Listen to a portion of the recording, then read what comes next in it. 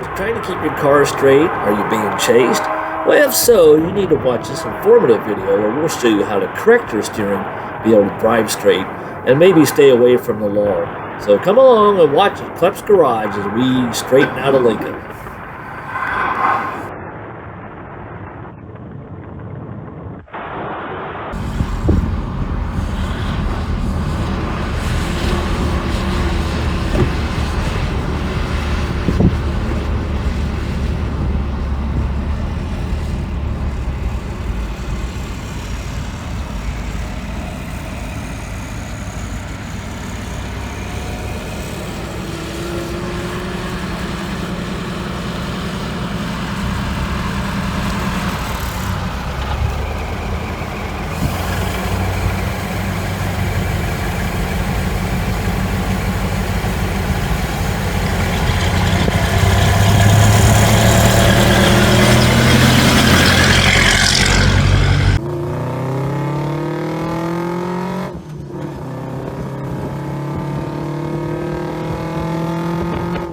Hello, and welcome back to Klepsgarage. I'm your host, Bruce, and today on Klepsgarage, we're going to work on my 1923 Lincoln. We featured that in one of our other episodes. I'll put it down below. Anyhow, no, there's nothing wrong with it. It's a good running car. It just, a couple years ago, I had a friend of mine in from Australia, Doug, thank you, was driving this, and he's an old race car driver, and he said, well, this car's all over the road. You can't hold it steady. I said, well, I just thought that's the way it drove. He says, no, he says, you need more caster in your axle, which means we need to lean the axle back so the car will go straight down the road. And so I got looking at this, and we'll show you here in a second that it wasn't set up right. It probably was from the factory, but this car come out of Cincinnati, Ohio, where it's hilly and town driving. They probably set it up so it was easy to steer and didn't set it up for long trips. So I never really knew that, but today's mail day, I had fun ordering these. I ordered some shims. This is a shim pack. Basically, it's there's two of them here. It's a tapered shim, and you put this between the leaf spring and the axle, and this will tilt the axle back and give you 4 degrees of caster, which is what we're going for. So, and over the next couple of days, I don't rush into these jobs because this car is 100 years old, so I'm going to be tearing it apart slowly so I don't break anything. And we're going to attempt to put these shims in it and see if we can get this thing to steer a lot better. I mean, it's not bad, but it could be a lot better. So come along, let's see what this is about. All right, so here's the front end of the 23 Lincoln, and today we're going to show you what we're doing. Basically, in the fancy shops nowadays, they would put this on a rack and use a laser, a laser. But we don't have such fanciness at Klepsgarage. What we like to use is the old carpenter square. So we can do all this with the carpenter square. Basically, I'm just going to put this back here up against the axle. And I can tell just by looking at this, I don't need a laser. I can tell how much gap's up here versus how much down there. Basically, the axle is sticking straight up and down. Just to kind of give you an idea, this is off a Model T Ford. This is the spindle. This is part of the tie rod system. Anyhow, your bolt goes down through here, which is the kingpin, and your axle grabs top and bottom. So on the Model T and on this car, you want about 4 degrees caster or somewhere in there, 3 to 4. And what you're going to do is you're going to be laying this back like that. So when you lay this back, if you put that square on the floor, like this here, this is what the Lincoln looks like right now. When we lay it back, we're going to get a gap like this. And that's what we're shooting for. So anyhow, when you lay the axle back like that, it does 2 things. One, keeps the car going down the road straight because it's harder to turn here. Up here, it's real easy to turn. So this makes it harder for the wheels to follow the road.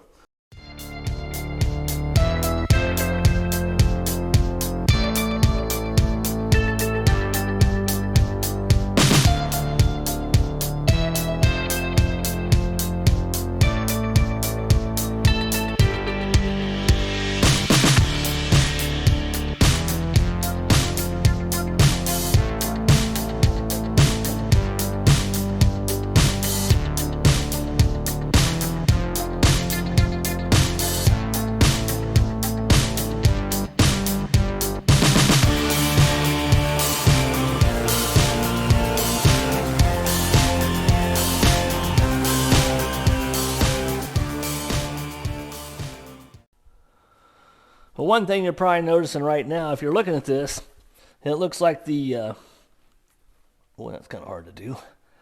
The top of the wheel sticks out farther than the bottom of the wheel. Now, all the old cars, this is the way they were made. This was before they come out with kingpin inclination.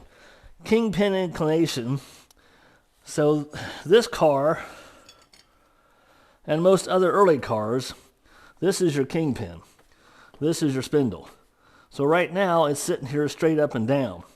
And they put an angle on this part to kick the wheel over. The reason for that is because it's supposed to take this angle, is supposed to meet down here to make your steer better. On the newer cars, by 1928, Model A Fords come out with the kingpin inclination. This part is straight, and this way. Your kingpin and your spindle sits on this angle. So now this angle lines up with the center of the wheel, which is supposed to make it steer easier. On the early cars, this is straight, this is the angle.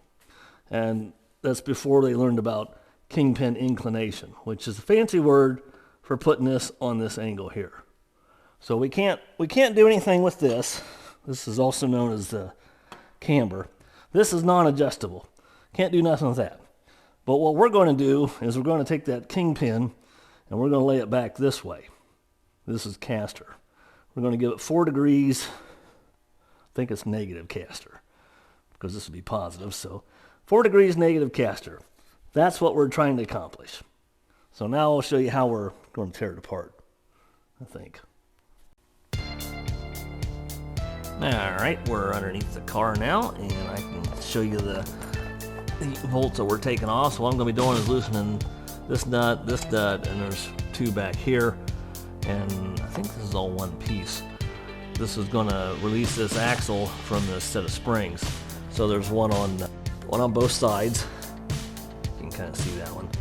We'll get these nuts broke loose. First thing I'm going to do is I'm going to take a wire brush and I'm going to clean up these threads underneath here, get all the dirt crap off here, so because these nuts have to come all the way off.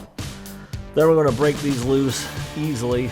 We're not going to use an impact gun on. We're going to try to do it with a wrench. We're going to just back them up, go forward, back them up, go forward, get some penetrating oil in here, and then take them all the way off. Alright, let's see if we can clean these up a little bit.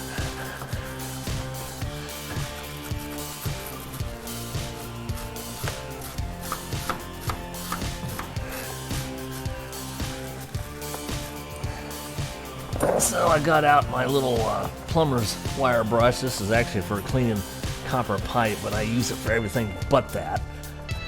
I can get in here behind there, I think.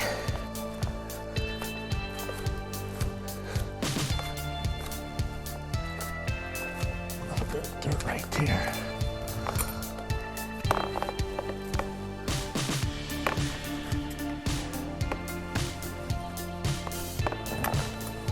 Too bad. Spray a little juice on them.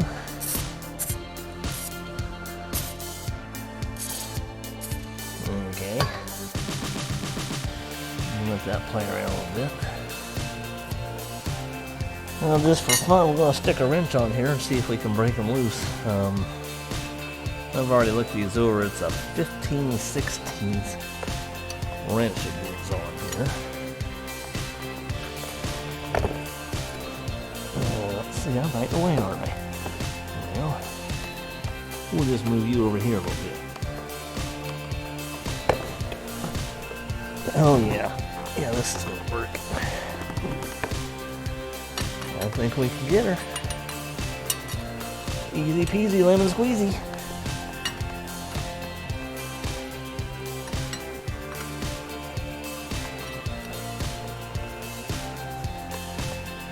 Well, I'm gonna give you nice room to work in here. There we go.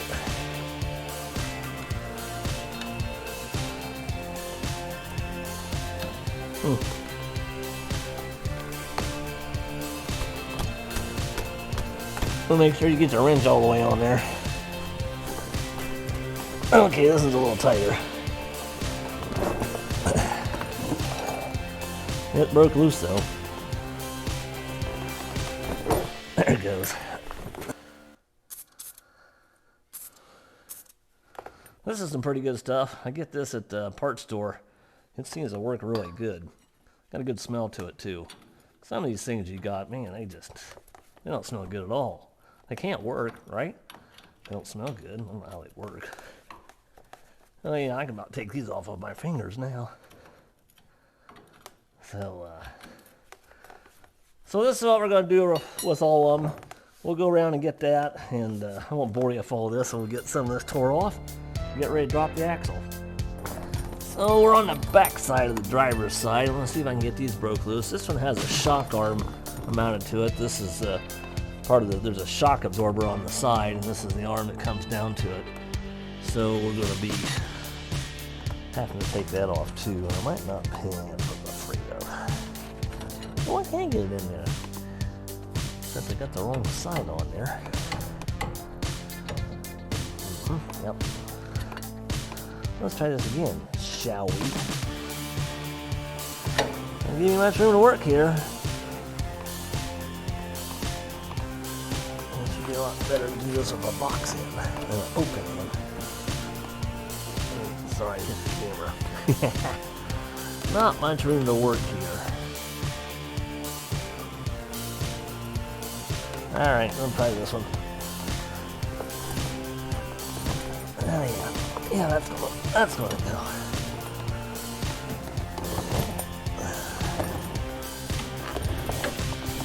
So once I get them broke loose like that, I can go in there with an open end wrench, take them the rest of the way off. I just want to break them loose with this closed end.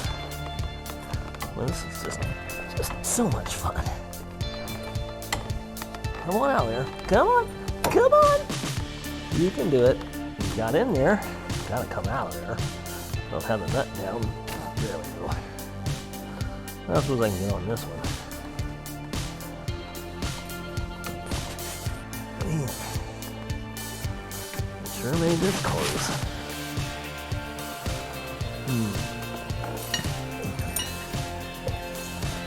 Well, I can try an open end. I really hate to do this.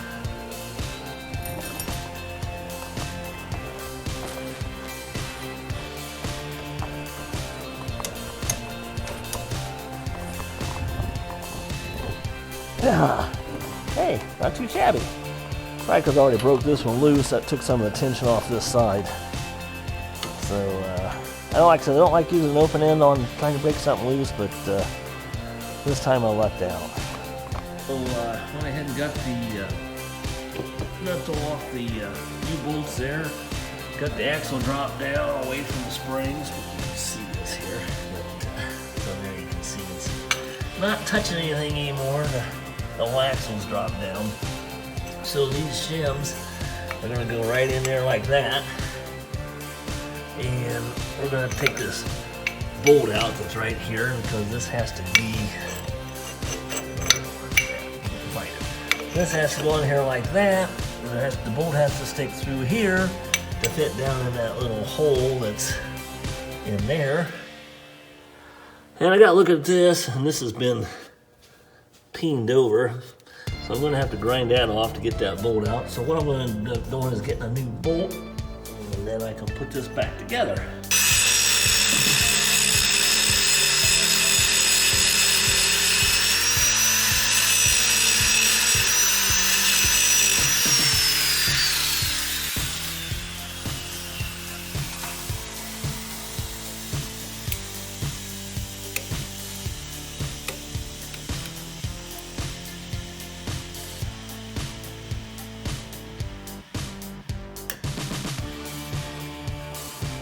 I think they break it loose. Yeah, it's pretty tight.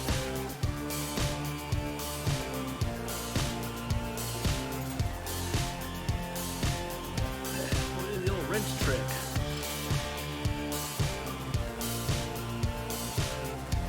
Oh, that worked.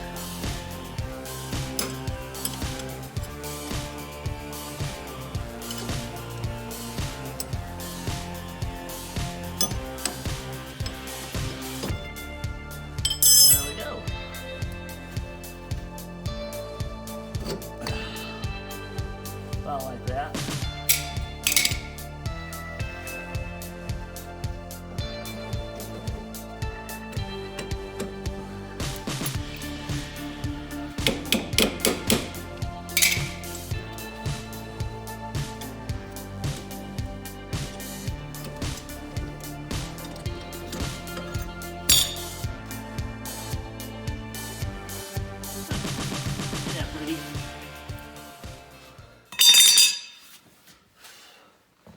So you might ask why I did that. I'm taking that one spring off the bottom. It was starting to slide sideways because it's not connected to any of these clamps. And that'll kind of make up for the thickness that I'm putting back in there to keep the car at the same ride height. So that's what we're going to do with this. Okay, I thought I was done for the evening because I'm just doing this one side. I need to go get a couple new spring bolts. But I decided I do have another project tonight. So when I put this back together, you'll have this bolt through there like that. Your spring stack, you need to tighten that up. This sets on top of the shim. However, there's a problem. That bolt doesn't go down past that shim.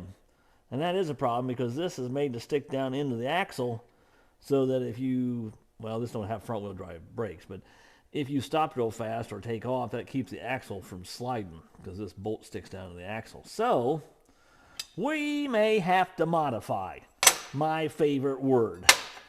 So you ask, how are you going to do that? I said, well, it's simple. All I need is a collar to slip over here. Well, how are you going to make one of them? Easy peasy. I'm going to take a said nut that's it's about the same diameter on the inside. And I'll take Mr. Lathe here in a minute. And we're going to turn the outside of these down to roughly the same size as this head. And then after we get that done, we'll run the drill down through there and make sure it's at 3/8 of a hole. And we'll stick one of these on there. And then if we need to, we can grind it down just a little bit so it's flush with this. And voila! The trick, you see, is done. So I guess I'll show you how I do redneck modifications. Okay, so we're over here at Mr. Lathe, and you ask, well, how are you going to do that? Well, it's really, I don't know, it's easy. I'm going to take this little snap gauge tool here. I'm going to set this for a hair bit bigger than what this head is, so I can get it down to there and then fine tune it. So this is the size I'm going after, and put this up here. So I just use a bolt, tighten these two nuts up just a little bit. I'm going to slide this past the jaws of the chuck. Then I can tighten this up in the center of this bolt.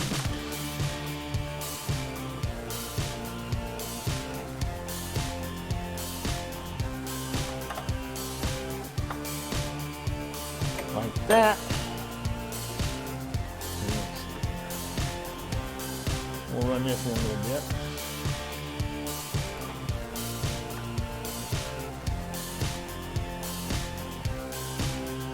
Like that.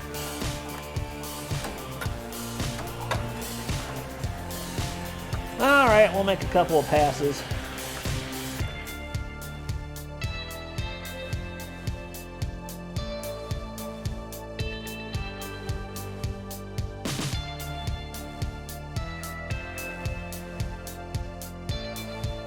All right, first half of this collar project's done.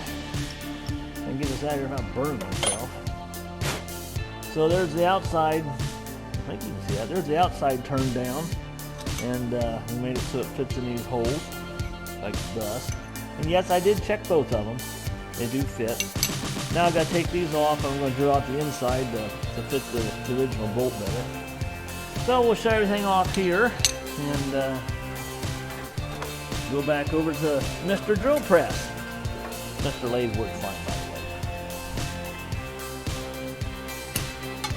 Let's try this again, shall we? There. Oh, there's one little collar, isn't that cute?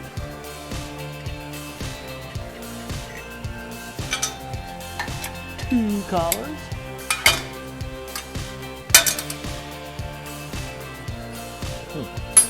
Maybe I don't need to drill them out.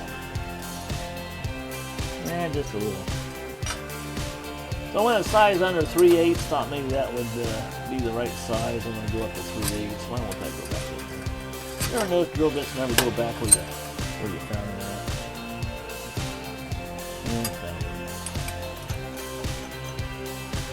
Alright, let's tighten this thing up. And do one at a time. Be nice if that got out of the way.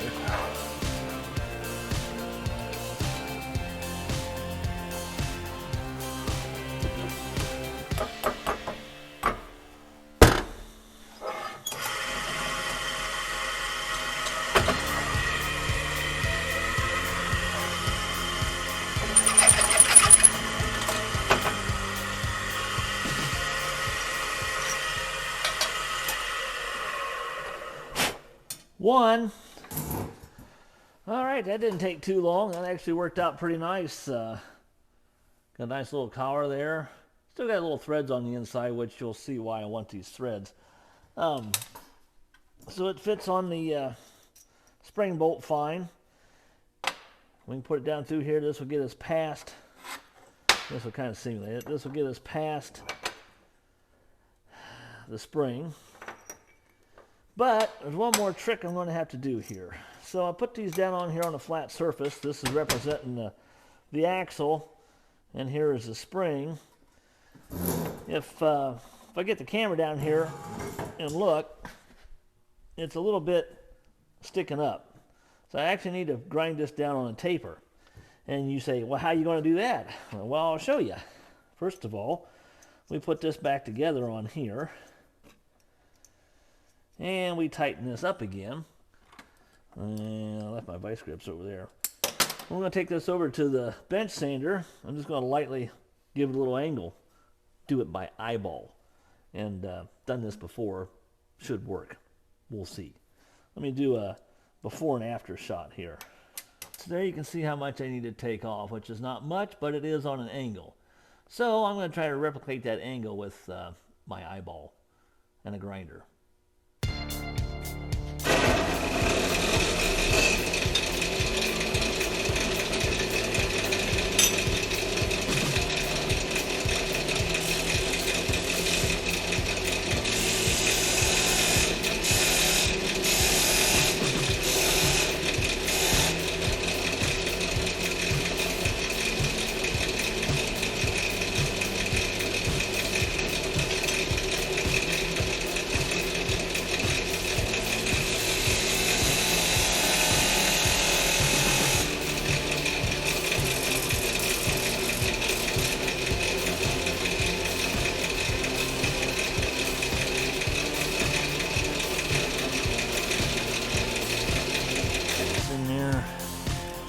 Like this. Find my low spot.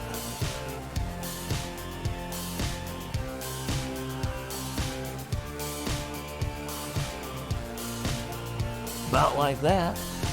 And you ask, well, how you know it's going to work? I'll tell you. We'll just take a straight edge here, run it right across there. Isn't that nice? Of course, it might be a little bit of a trick to get this all lined up underneath there, but we'll worry about that later. I got my bolts today, spring bolts, a little bit longer, but that's fine. I can cut them off and then peen them over like the original one. I got these painted so we don't have any electrolysis going on. But however, of course, anytime you do something, it's always something different. You can probably tell just by looking at this that this size head is bigger than this size. So it's not going to fit down in the axle unless we get it down to this size. Well, we're going to have to use Mr. Lathe again. Alright, so I chucked this up in the lathe and I got it so I can get it start to turn, and I turned a little bit, so we'll use this for our pattern. And we'll quick check it with this caliper, and then we'll just check that as we go. And we'll get this one down to the original size, and it'll be ready to put back in the spring. We can bolt everything together. Okay, I've got these turned down. They're both the same size, so this one's ready to go back in the spring. After we get it in the spring, we'll tighten the nut down, cut it off, peen that over. Decided on this shim here, my little shim that goes inside here. I'm just going to take some hot glue. I'm just going to dab a little bit here around the outside edge. That'll keep this thing from spinning, so I got my angle right. And that'll give me enough time to hold that in place so I can put everything back together. So it's just a quick, easy fix. We're going to use Mr. Heat Gun first to warm up the shim, and just daub a little bit on there and let that sit, and we'll be ready to put it back together. I got my shims all ready to go. I got the little things in there where they need to be, so we're going to pop that bolt out. We're going to put our new bolt in. And, yeah, hard to do with one hand.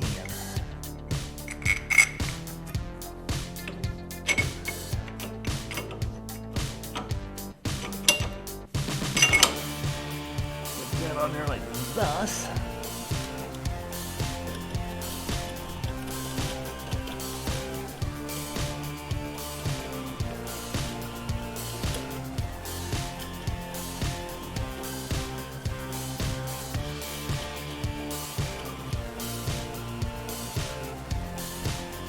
So what we'll do is tighten this up, get this all lined up, and we'll move the axle back forward. After tighten up, I'll grind this off, and then we have to peen that over.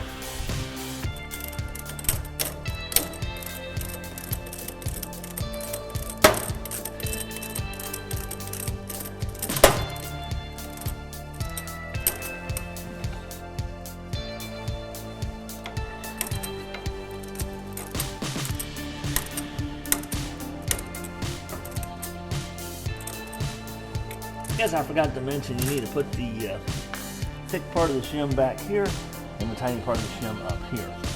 So it's getting pretty tight. I'm going to finish this off with the other wrench. I'll put the hurt to it, get it tightened up. It's getting pretty tight now. Put that tightened up, we can go ahead and take these clamps off.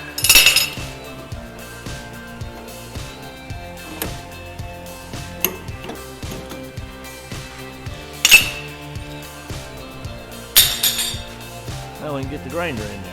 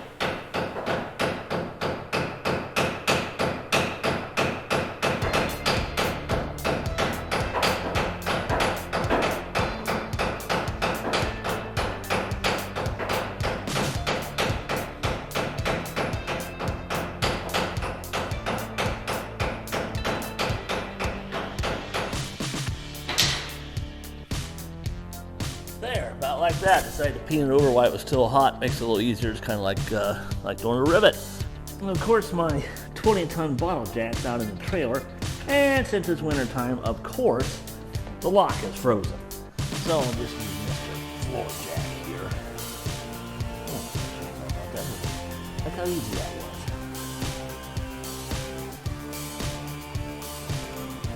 Now, back in the middle again. You can't see it, but I put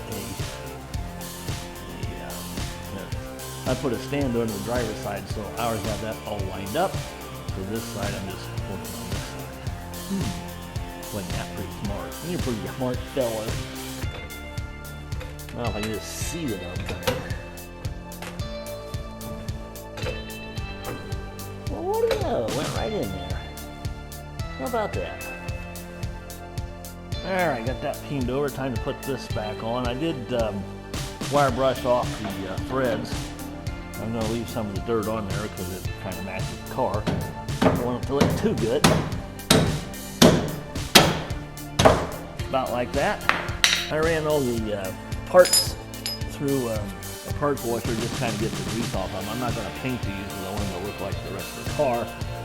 So we're going to put them on, but first I'm going to get some Never Seize or anti-seize lubricant on all the threads. That way, in another 100 years, when somebody tears us apart, they'll thank me. They'll say, "Who put this crap all over the damn threads?" And I'll say, "I did it. That was me. My fault. My bad." But it just makes it easier if you ever have to tear it down again. So we'll put a little bit on there. It'll work its way up there.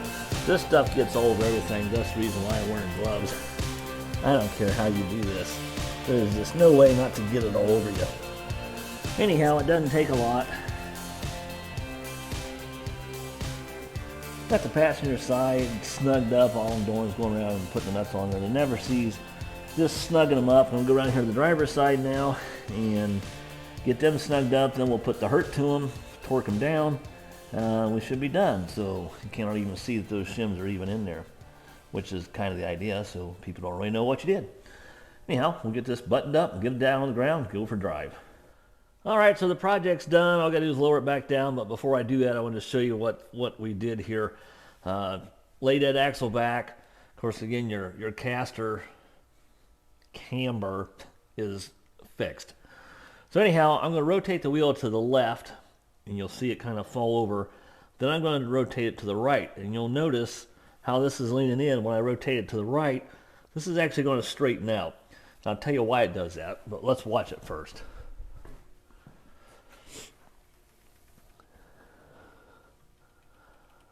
So I don't know if you can tell or not, but there it's leaning out to the left like a motorcycle would, leaning to the left. But let's go to the right. This is where it gets interesting. Okay, so to the right, and you got to remember, this is a heavy car, about 4,600 pounds. Go some more. So when you make a right-hand turn, a hard right-hand turn, you're putting a lot of stress on this wheel. This is a wood spoke wheel. And here's why they have that camber like this. When this wheel's turned this way, and you're making a right-hand turn, now this wheel is straight up and down. And the reason for that is because these wood spokes are now one with the road. The weight is being transferred straight down. And I read this in an early book from 1918's Dyke's Motor Manual. The reason why they did this was to keep the wheel from folding in on itself, because these are wood spokes. That's why that angle is fixed, and you don't want to change that angle because of this reason, because of the wood spokes. So that's why that's like that. But we didn't hurt anything by laying the axle back on this way. Back over here, got the square on the ground. This is kind of rudimentary, but you'll see what I'm talking about. So right there is the axle. Notice how that grease cup is on an angle now. So you can well, I can tell, you probably can't tell it on here, but it's leaned back. And that is definitely on an angle compared to the straight edge. So that's what we did, is we leaned that axle back. That's going to help our steering.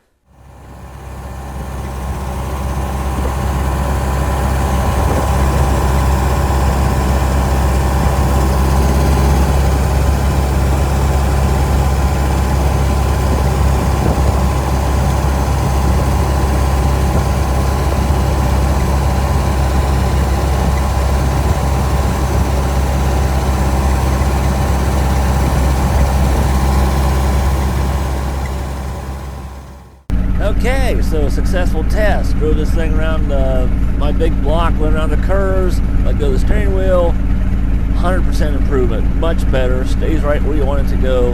Actually, I think it steers easier in the curves. It's just a lot nicer.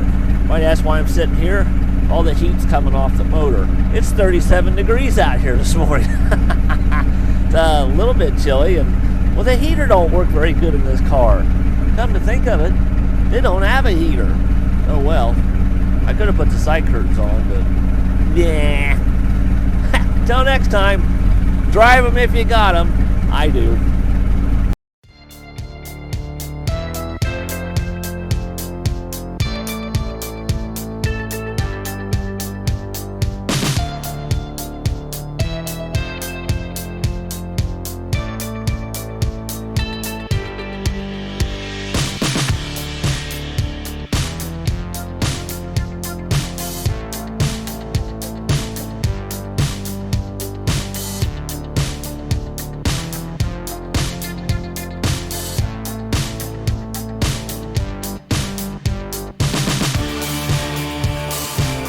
Now I gotta straighten the wheels back out and then line the axle back up. Let me know when that gets straight. Whoa, stop. I did that. That was my fault. Right in there. Let's see if we can get the axle. Hello, Mr. Axle, where are you? Took off the cleaner, didn't I? Mind you tell me I went too far on the steering. Alright, let's get this thing on the jacks down the ground, take it for a ride. And remember, we didn't have to use a laser. A laser. Just hope to buy that.